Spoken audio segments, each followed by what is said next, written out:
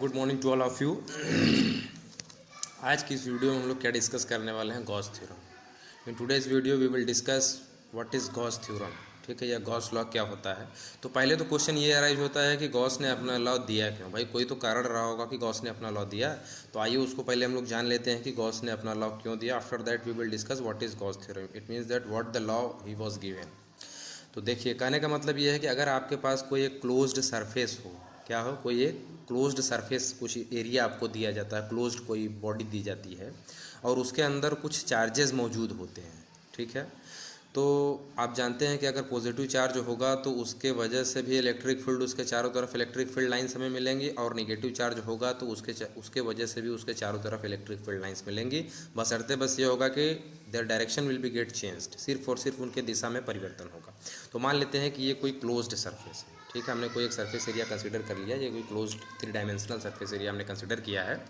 मान लेते हैं कि इसके अंदर यहाँ पे कुछ चार्जेस मौजूद हैं, तो इनके वजह से भाई इलेक्ट्रिक फील्ड लाइन कुछ सरफेस से बाहर भी आ सकती है अगर पॉजिटिव चार्ज होगा, और अगर निगेटिव होगा तो इलेक्ट्रिक फील्ड का लाइन इन सरफेस से अंदर की तरफ होगा, इस चार्ज के पास सेंटर में।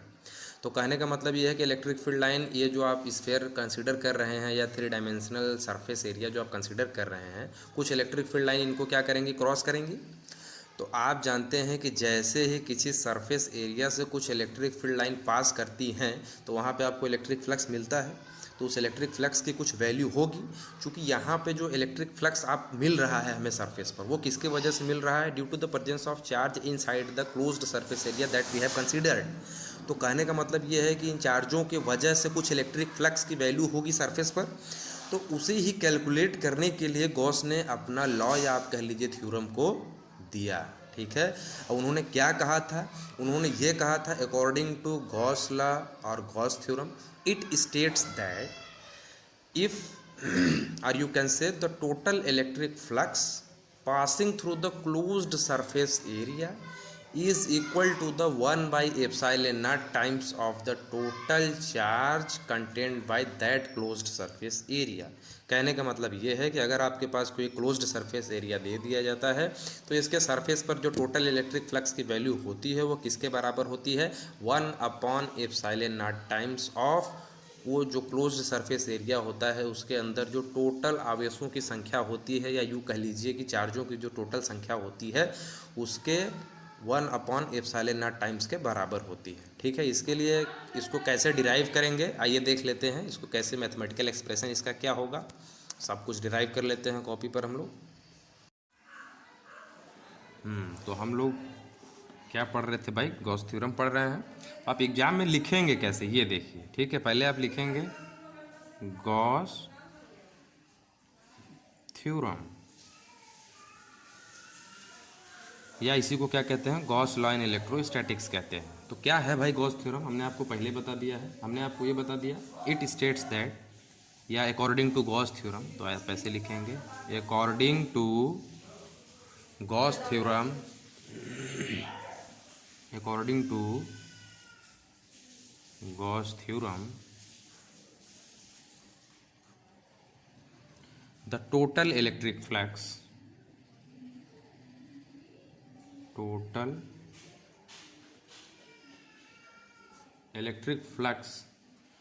over the closed surface S in a vacuum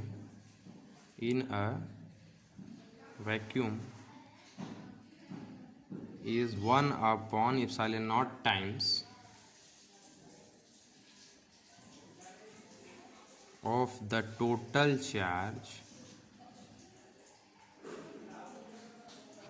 Q contained inside S,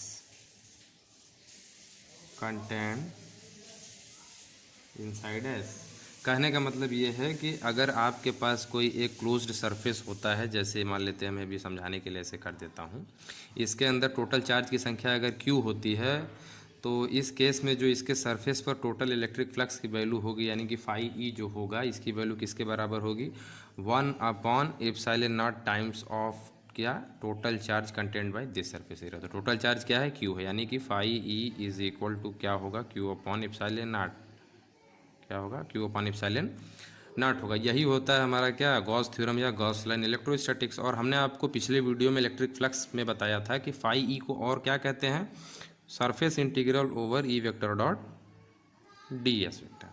यानी कि फाई ई की जो वैल्यू होती है वो किसके बराबर होती है, क्लोज्ड इंटीग्रल या surface integral of D S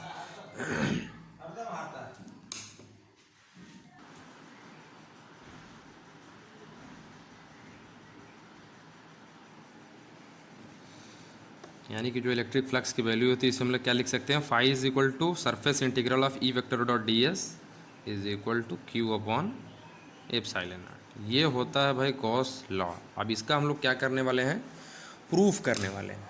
ठीक है, क्या करने वाले हैं, प्रूफ करने वाले हैं। तो आइए इसका प्रूफ कर लेते हैं।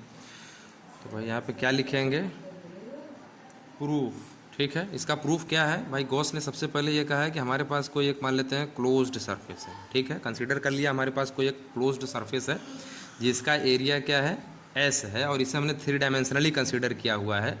तो मान लेते हैं इस स्फेयर का जो रेडियस हो कितना है, स्मॉल आर मान लेते हैं, और इसके सेंटर क्या है, ओ है, और इसके सेंटर पर कोई एक पॉजिटिव चार्ज है प्लस क्यू मौजूद है। ठीक है, और ये जो रेडियस जहाँ पे ये एक छोटा सा एरिया एलिमेंट हम लोग कंसिडर कर लेते हैं इस सरफेस पे, जिसका नाम दे देते हैं डी एस। चूँकि बहुत छोटा सा हमने एरिया कंसिडर किया है इसलिए इसके आगे क्या लग जा रहा है, डी लग जा रहा है। तो भाई जाहिर सी बात है कि ये जो आप देख रहे हैं पॉइंट, इसे कोई नाम दे देते हैं पी, और ये चार्ज कैसा है, पॉजिटिव चार्ज है। इसके वजह से इलेक्ट्रिक फील्ड जाहिर सी बात है कि पॉइंट पी पर मिलेगा हमें। तो इस इलेक्ट्रिक फील्ड का डायरेक्शन कुछ होगा। ये चार्ज कैसा है, पॉजिटिव चार्ज है। हमने आपको प्रॉपर्टीज़ ऑफ चार्जेस में बताया था, या properties of electric field line में आपको बताया गया है पिछले वीडियोज़ में कि जो डायरेक्शन होता है इलेक्ट्रिक फील्ड लाइन का वो पॉजिटिव चार्ज के केस में क्या होता है, from the centre away from the charge होता है। ठीक है, सेंटर से चार्ज के दूर की तरफ होता है। तो ये आउटवर्ड हो गया। तो ये इलेक्ट्रिक फील्ड का डायरेक्शन हमारा ये हो गया। ठीक, और यहाँ पे जो आपने एरिया एलिमेंट कंसीडर किया हुआ है, तो भाई जाहिर सी बात है कि इसका एक एरिया वेक्टर भी एग्जिस्ट करेगा। हमने आपको एरिया वेक्टर भी बताया हुआ है पिछले वीडियो में जब इलेक्ट्रिक फ्लक्स बता रहे थे।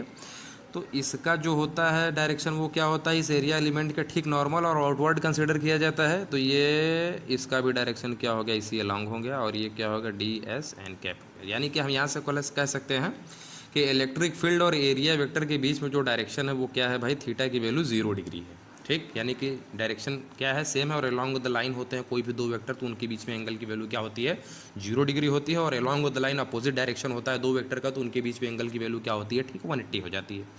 तो अब आप यहाँ से ध्यान दीजिए, इस चार्ज के वजह से अगर पॉइंट पी पर आपसे इलेक्ट्रिक फील्ड की वैल्यू पूछा जाए तो आप क्या बताएंगे, ई इज इक्वल टू, आपको पिछले वीडियोज़ में बताया गया है, charge upon 4 pi epsilon not, distance का स्क्वायर होता है। डिस्टेंस कितना है, आर है, ये आर का स्क्वायर हो गया। ठीक, तो ये हो गया Q upon 4 pi epsilon naught R square हो गया। तो ये इलेक्ट्रिक फील्ड की वैल्यू हुई, और इसे क्वेश्चन नंबर फर्स्ट मान लीजिए। मैं ये सब चीज़ नहीं लिख रहा हूँ कि let us consider that we have a closed surface area with radius R centre वो, ये आप लिख सकते हैं, जो मैंने आपको बोला बताया है ये आप वहाँ से लिख सकते हैं। मैं डायरेक्ट इसको प्रूफ कर दे रहा हूँ क्योंकि वीडियो बहुत लंबा हो जाएगा तो आप बोर फील करने लगेंगे।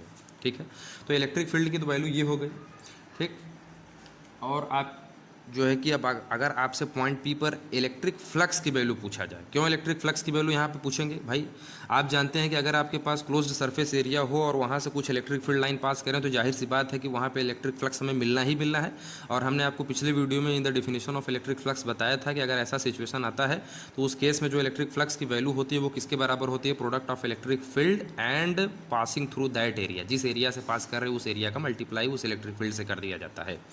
तो कहने का मतलब ये है कि आपने जो एरिया कंसीडर किया है बहुत थोड़ा सा कंसीडर किया है, तो भाई जाहिर सी बात है कि इसके वजह से जो इलेक्ट्रिक फ्लक्स की वैल्यू हमें मिलेगी वो क्या होगी, बहुत कम मिलेगी। तो क्या मिलेगी, d5 मिलेगी, d5 के रूप में मिलेगी। और इसकी वैल्यू किसके बराबर होती है, product of electric field into ये जो एरिया आपने यहाँ पे कंसीडर किया हुआ है, तो EDS हो जाएगा। क्या हो जाएगा, EDS हो जाएगा। क्योंकि इसकी वैल्यू क्या होती है, ई वेक्टर डॉट ds के बराबर होती है। हमने आपको वहाँ पे बताया हुआ था, जो स्टैंडर्ड फार्मूला हम लोगों ने डिराइव किया हुआ था, DF is equal to E vector dot ds। तो यहाँ से अब अगर आपसे पूछा जाए DF को थोड़ा सा हम लोग और मॉडिफाई करते हैं। देखिए ई वेक्टर डॉट ds मतलब EDS कॉस थीटा, और थीटा की वैल्यू यहाँ पे क्या है, 0 डिग्री है। तो यहाँ से क्या हो जाएगा, EDS और cos 0 की वैल्यू क्या होती है, 1 होती है। तो इसका मतलब क्या हम लोग लिख सकते हैं, जो इलेक्ट्रिक फ्लक्स की वैल्यू होगी वो क्या हो गई, एस हो गया। अब हम लोग क्या करने वाले हैं, इस इक्वेशन में इलेक्ट्रिक फील्ड की वैल्यू इक्वेशन नंबर 1 से लाके पुट करने वाले हैं। तो D phi is equal to क्या हो जाएगा, ई वेक्टर की वैल्यू क्या होगी, Q upon 4 pi epsilon naught R square into D S. ठीक है, ये तो भाई बहुत ही थोड़ा सा इलेक्ट्रिक फ्लक्स है इस थोड़े से एरिया एलिमेंट की वजह से, लेकिन इस चार्ज की वजह से ऐसा तो है नहीं कि बस एक ही इलेक्ट्रिक फील्ड लाइन या इतने ही एरिया से इलेक्ट्रिक फील्ड लाइन पास करेंगे। इसका तो फिगर पूरा ओरिजिनल ऐसा ना बनेगा, इधर से भी, इधर से, इधर से, इधर से, इधर से, इधर से, पूरे एरिया एलिमेंट से क्या होगा, इलेक्ट्रिक फील्ड लाइन पास करेगा। तो हमें इलेक्ट्रिक फ्लक्स जो मिलेगा वो पूरे सरफेस एरिया की वजह से मिलेगा। तो इसका मतलब ये हुआ कि हमें इसको क्या करना पड़ेगा, इंटीग्रेट करना पड़ेगा। इंटीग्रेट किस तरीके से करना पड़ेगा, ये हमारा सरफेस कैसा है, क्लोज्ड सरफेस है। तो इसे क्या करेंगे, on integrating above equation we get, तो इसको हम लोग इंटीग्रेट जब करेंगे तो देखिए क्या हो जाएगा, ये इधर भी इंटीग्रेशन का सिंबल आ जाएगा और इधर भी इंटीग्रेशन का सिंबल आ जाएगा। और ये डी फाई किस में चेंज हो जाएगा भाई, फाई टोटल इलेक्ट्रिक फ्लक्स में चेंज हो जाएगा। डी जो है यानी कि अब पूरे इस स्फीयर की वजह से जो हमें इलेक्ट्रिक फ्लक्स की वैल्यू मिलेगी वो फाई ई हो गया। और यहाँ से आप देखिए इसमें थोड़ा सा पहचानने का तरीका ये होता है कि इसका इंटीग्रेशन कैसे किया जाए। इसका तरीका ये होता है कि इसमें जो कांस्टेंट टर्म होते हैं उसे इंटीग्रेशन सिंबल के बाहर कर लिया जाता है। अब आप कैसे पहचानेंगे कि इसमें कांस्टेंट टर्म कौन सा, इसको पहचानने का सबसे आसान तरीका ये होता है कि डी के बगल में आप कौन सा वेरिएबल इसे देखते हैं। ठीक है, जो तो डी के बगल में क्या है, एस है, यानी कि एरिया को छोड़कर बाकी सब क्या है, कांस्टेंट, यानी यस को छोड़ के बाकी सब क्या है, कांस्टेंट है। तो Q upon 4 pi epsilon naught R square क्या हो गया, कांस्टेंट हो गया, बाहर आ गया, और closed integral of D S. ठीक, अब ध्यान से देखिए, डी एस थोड़ा सा एरिया किसका, इस स्फेयर का है। ठीक, आप जानते हैं कि ये पूरा एरिया, अगर कोई स्फेयर हो उसका रेडियस स्मॉल आर हो तो उस केस में जो पूरा सरफेस एरिया होता है किसी भी स्फेयर का वो क्या होता है, 4 पाई आर स्क्वायर के बराबर होता है। क्लास 10th में आप लोग ये पढ़ चुके हैं। तो इसका मतलब ये है कि जो इलेक्ट्रिक फ्लक्स की वैल्यू होगी वो Q upon 4 pi epsilon naught R square into, और इसको आप जब इंटीग्रेट करेंगे पूरा डी एस को तो आपको पूरा एरिया मिलेगा और उसकी वैल्यू क्या हो जाएगी भाई, 4 पाई आर स्क्वायर के बराबर होगी। तो आप यहाँ से देख सकते हैं आर स्क्वायर से आर स्क्वायर कट जाएगा, 4 पाई से 4 पाई कट जाएगा, क्या बचा, Q अपॉन एप्सिलॉन नॉट बचा। तो phi E is equal to Q upon epsilon naught बचा। यही है गॉस थ्योरम। और फाई ई को ही क्या कहते हैं, sir closed integral of E vector dot D S. ये क्या शो कर रहा है भाई, टोटल चार्ज इस सरफेस के द्वारा कितना कंटेंट हो रहा था, क्यों कंटेंट हो रहा था, और इसके वजह से जो इलेक्ट्रिक फ्लक्स की वैल्यू पॉइंट पी पर हुई वो किसके बराबर, यहाँ से आप देख सकते हैं फाई बराबर 1 upon epsilon not of total charge Q content by this surface area. ठीक है, ये होता है गॉस थ्योरम। ठीक, अच्छा एक चीज़ इसमें और भी है कि deduction of Coulomb's law from Gauss theorem. ठीक है, डिडक्शन ऑफ, ये आपके एग्जाम में आ सकता है, तो आप कैसे करेंगे इसको देख लीजिए। अगर आपसे कह दिया जाता है कि आप कूलम्ब्स लॉ को गॉस थ्योरम से क्या करिए, डिराइव करिए, तो आप पहले आपको कैसे हेडिंग इसका लिखेंगे deduction of Coulomb's law from Gauss theorem, from Gauss theorem. ठीक है, हम लोग क्या करने वाले हैं, कूलम्ब्स लॉ को डिराइव करेंगे कहाँ से भाई, गॉस थ्योरम से। तो अभी अभी हम लोगों ने पढ़ा, as we know that by Gauss theorem we है इलेक्ट्रिक फ्लक्स की वैल्यू क्या होती है, surface integral of E vector dot D S की वैल्यू किसके बराबर होती है, क्यू अपॉन एप्सिलॉन नॉट के बराबर होती है। ये अभी अभी आप पढ़े हैं। और यही कंडीशन मान लीजिए हम लोग एक सिचुएशन कंसिडर कर लेते हैं, ये क्लोज्ड सरफेस एरिया था, इसका सेंटर ओ था और यहाँ पे कोई एक चार्ज पॉजिटिव यहाँ पे रखा हुआ था और ये रेडियस आर है, पॉइंट पी पर जो है कि इसके वजह से सेम फिगर जो अभी अभी हम लोगों ने इसके पीछे बनाया, मैं पेज नहीं पलट रहा हूँ, फिर से बना दे रहा हूँ। ठीक है, तो ये था फिगर हमारा, ये सेंटर ओ था, ये पॉइंट पी था। ठीक है, तो यहाँ पे आप लोगों ने क्या देखा था, जो इलेक्ट्रिक फील्ड था और जो एरिया एलिमेंट था इनके बीच में जो एंगल था वो थीटा की वैल्यू क्या थी, 0 थी, यानी एंगल 0 था। तो यहाँ से ई वेक्टर डॉट डी एस की वैल्यू क्या हमें मिलने वाली है, surface integral E D S क्या लिखेंगे, कॉस थीटा बराबर क्यू अपॉन एप्सिलॉन नॉट लिख सकते हैं, क्योंकि हम लोग जानते हैं डॉट प्रोडक्ट जो होता है वो किस में चेंज हो जाता है, कॉस में, और इसे क्या कहते हैं, स्केलर प्रोडक्ट कहते हैं। ठीक है, स्केलर प्रोडक्ट इसलिए कहते हैं क्योंकि यहाँ पे जो रिजल्टेंट वेक्टर होता है वो कैसा आता है, स्केलर के रूप में आता है। ठीक है, और यही कारण है कि इलेक्ट्रिक फ्लक्स कैसी क्वांटिटी है, स्केलर क्वांटिटी है। ठीक है, तो अब देखिए surface integral of E D S cos zero put करेंगे तो कॉस जीरो की वैल्यू क्या है 1 है, तो यहाँ 1 हो गया बराबर क्यू अपॉन एप्सिलॉन आर, ये हो गया।